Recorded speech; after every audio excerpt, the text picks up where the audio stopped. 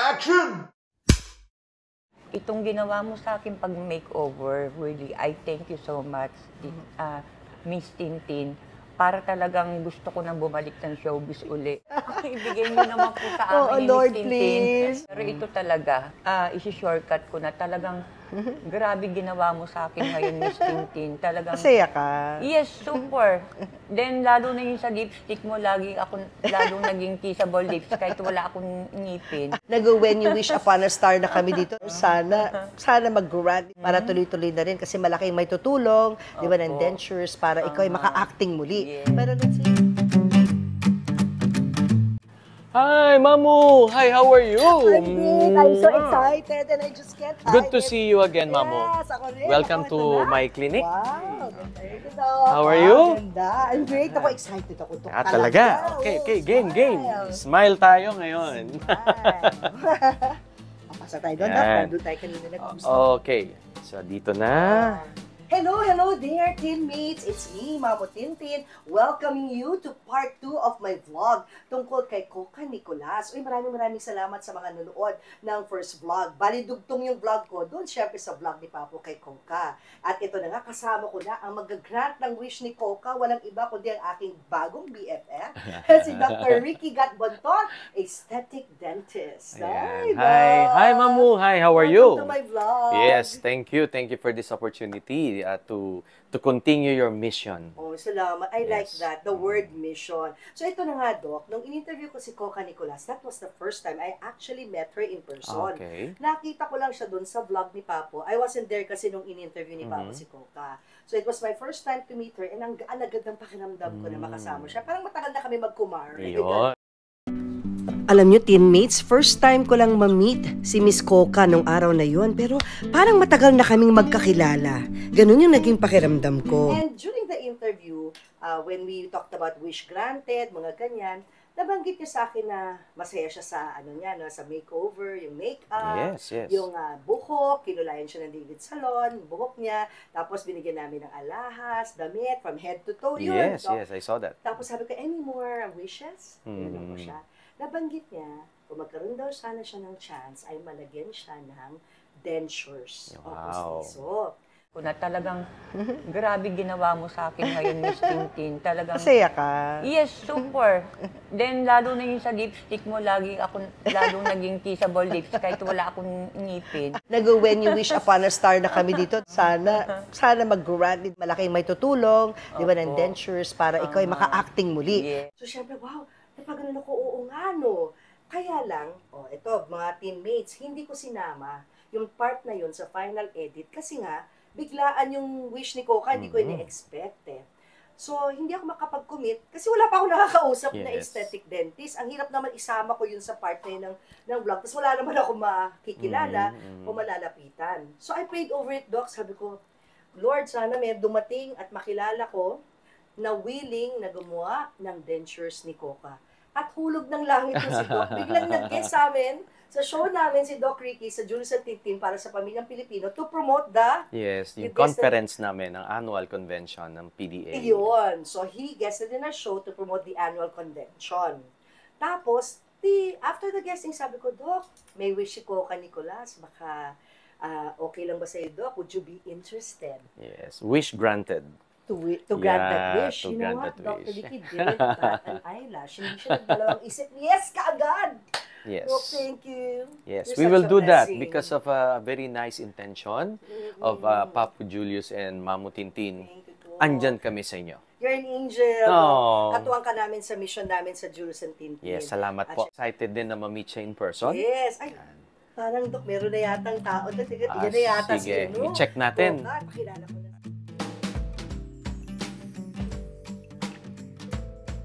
Skip pa si Coca.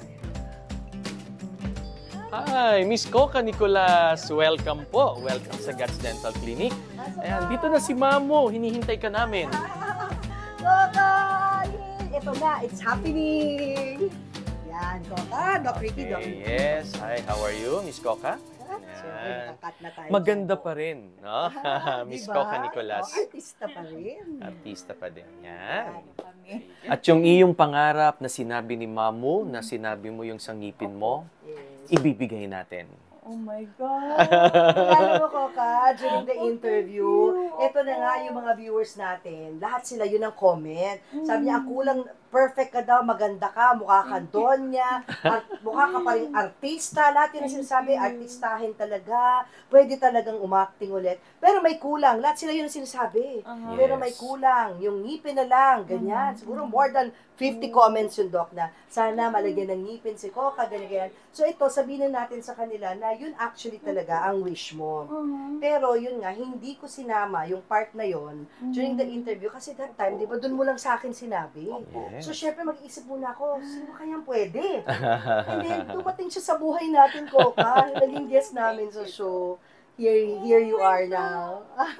Talaga po doon. Yes, we will do and make your smile wonderful again.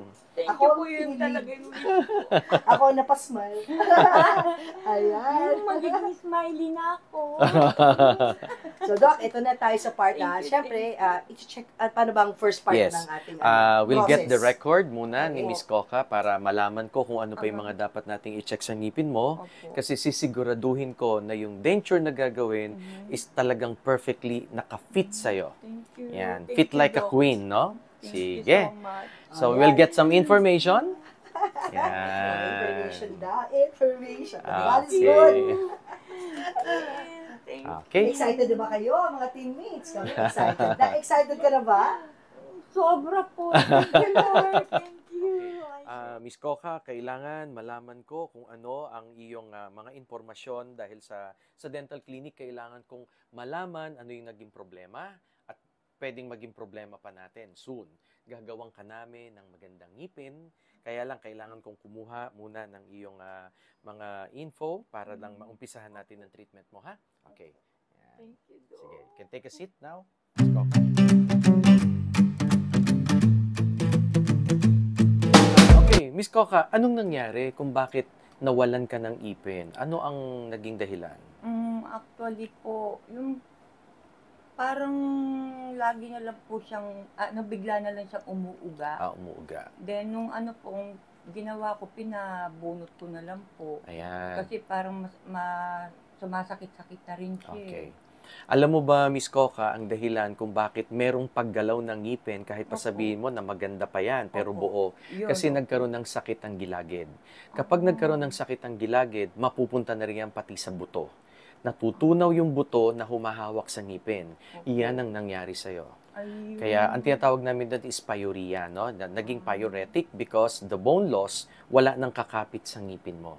So, nag-decide tuloy ang dentista mo at ikaw na rin, Opo, tinanggal ako na rin mismo yung gumagalaw na- ng ngipin. Kaya ngayon, wala kang ngipin, no? Ayun pala. So, matagal ka na bang walang pustiso na ginagamit? Opo, matagal, Matagal na. Kasi hindi rin po ma-afford na rin actually. Sige. So dati may pustiso ka na. Dati na pala. Opo. Dati meron na. Ilang taon ago yun? How many years ago may pustiso ka? Ang siguro, May 10 taon na. dekada na rin po. Dekada na. Oo. So talagang ganyan ang mangyayari kapag ka nagkaroon ng sakit ang gilagid hanggang sa buto, matatanggal ang ngipin kahit buo pa yung ngipin. Kaya yan ang nangyari, yung paggalaw. Opo, opo. Kaya naging flat na rin yung ridge mo, kaya kailangan natin talagang bigyan ng pansin kung paano gagawin ang iyong denture. Okay, umpisahan natin yan ngayong araw na to.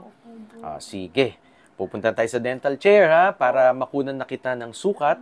And at the same time, magkaka-trial fitting tayo. Okay? Yan. Okay?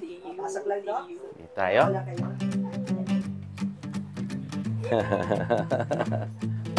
Yan. Okay. Dito po. Yan. Take a seat. So now, kailangan kong malaman at mabisita yung gilagid mo, ha? Sige, check natin. Okay.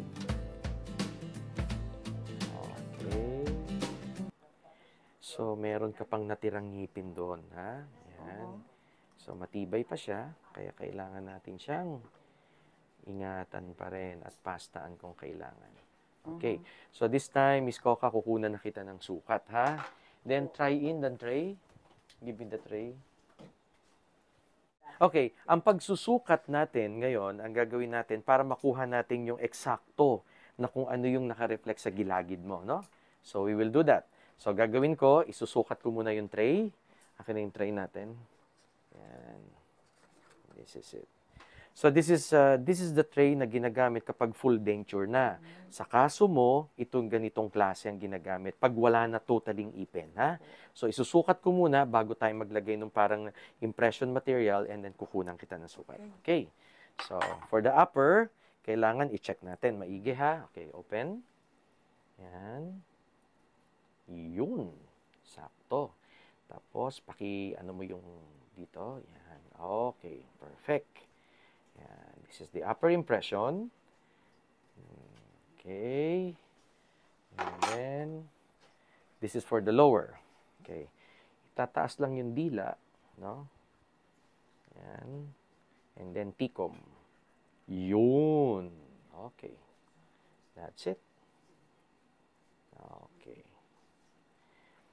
Pagkatapos kitang kunan ng sukat sa up and down, I have to get the bite impression. Doon natin makikita, Miss Coca, kung gaano kataas, kakapal, o laki yung ngipin kailangan. Ha? Okay. That's it.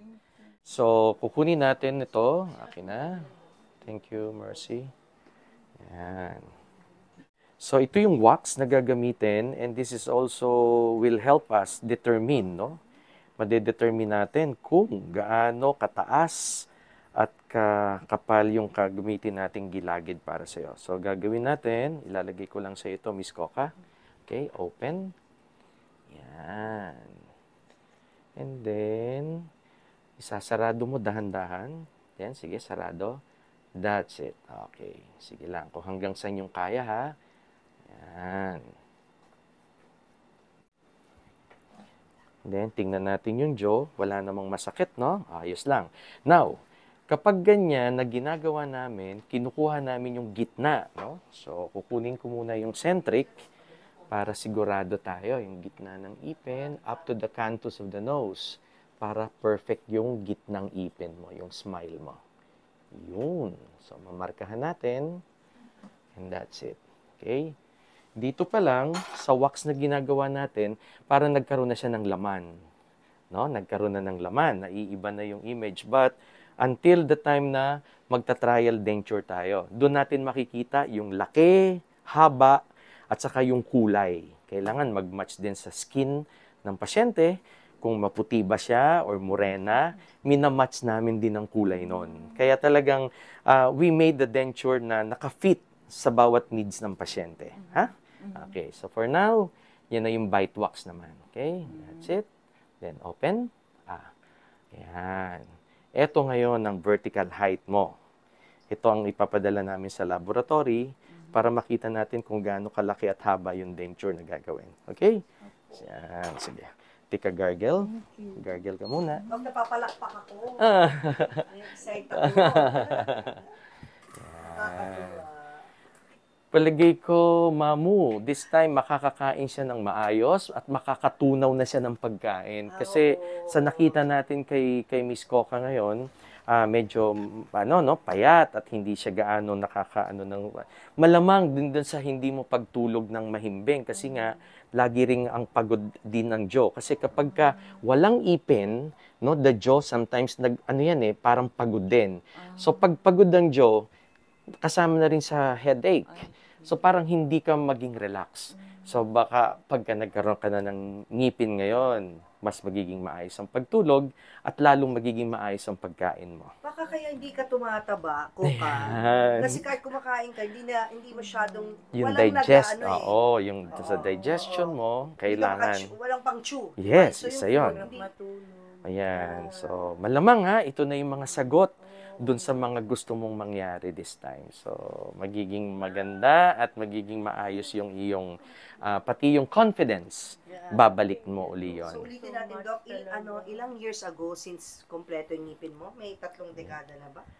Yan. 2024 na. Hindi mga Matagal na talaga. 2 dekada na so walang ngipin, Doc. sobrang tagal. Kaya nga ngayon, itong gagawin natin at ang iyong hiling na yung smile makeover mo. Salamat, Mamu and Papu, doon sa iyong Salamat, Doc.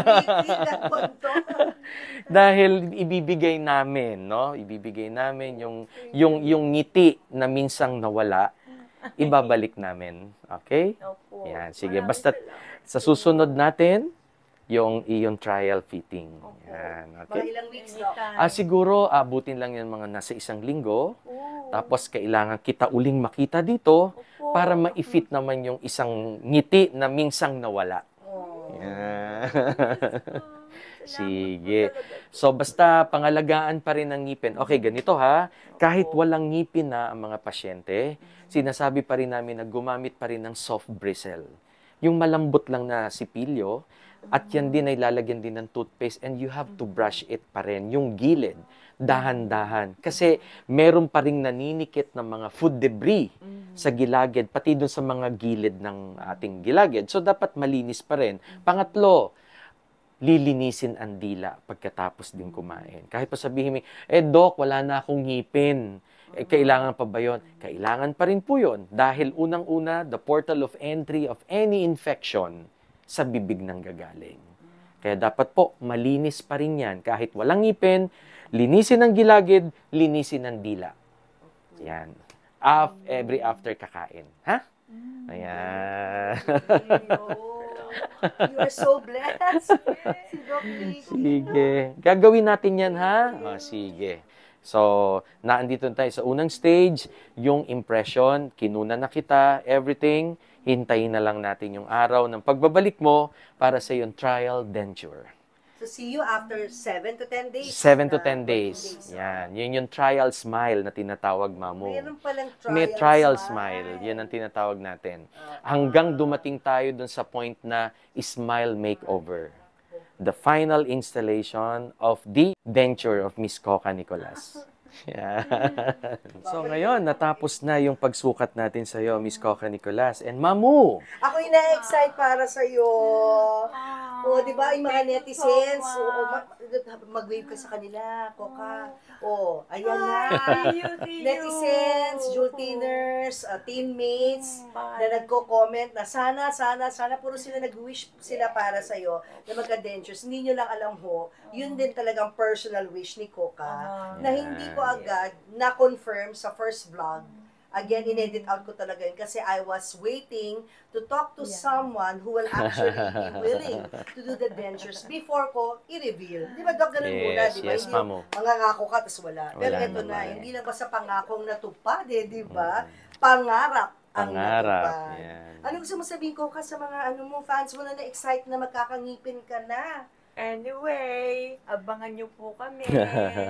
Huwag po kayo mawawala at maraming salamat po sa lahat ng nagla-like sa amin and love. Subscribe na po.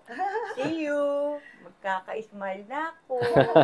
Project Smile, and ang ganda yung sinabi mo, no? Hindi lang Project Smile, eh. Yan, yun yung ngiting panalo, di ba? Ni Miss Coca Nicolas. Yes, by Doc. Dr. Guapo. Dr. Ricky, maraming salamat. Yes, Mamu. And Papu, I know that itong inyong mission na to, magtutuloy-tuloy ito dahil hindi natin alam, no? May mga kasama pala tayo at kaibigan, kasama man sa hanap buhay. May mga pangangailangang minsan hindi nakikita.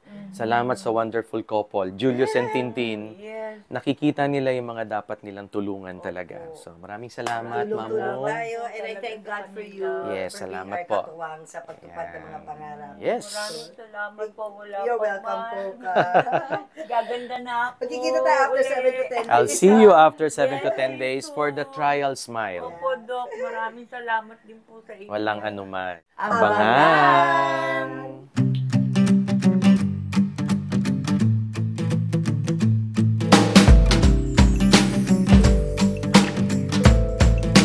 Ako po si Papo Julius. At ako naman po si Mamu Tintin. Manood po kayo ng aming TV show, ang Julius at Tintin para sa pamilyang Pilipino. Sa Signal TV, 1PH channel with live streaming sa 1PH Facebook and YouTube pages. At sa Julius and Tintin Show Facebook page. Mag-follow and subscribe na rin sa amin at manood. Pati na rin sa Julius and Christine, the YouTube channel. Suportahan po natin ang programa namin na may layuning tumulong sa pamilyang Pilipino. Ito po ang Julius and Tintin para sa pamilyang Pilipino.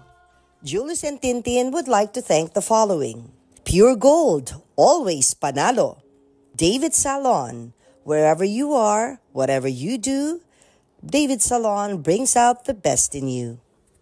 Raja Travel Corporation, with you on your journey.